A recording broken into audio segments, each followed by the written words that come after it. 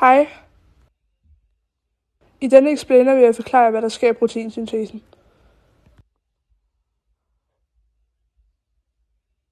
Transkriptionen i cellekernen. Først åbner den altså som en bog, hvor hver side er en opskrift på et protein. Der er en særlig enhed i cellen kaldet RNA-polymerase, som må spises her. RNA kopierer den ene DNA-streng og laver et kopimolekyl,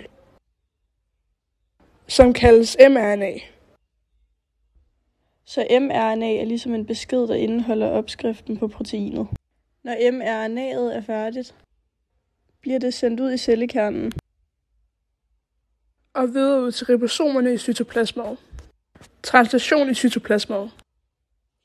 I cytoplasmaet, hvor ribosomerne arbejder, læser ribosomerne mRNA'ets små sekvenser på 3 bogstaver, som kaldes kodoner, som også svarer til en amionsyre.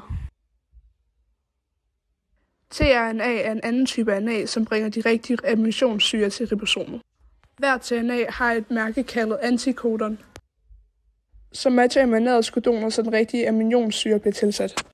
Ribosomet binder aminosyre sammen en for en og danner en kæde, og så bliver det til sidst til et protein.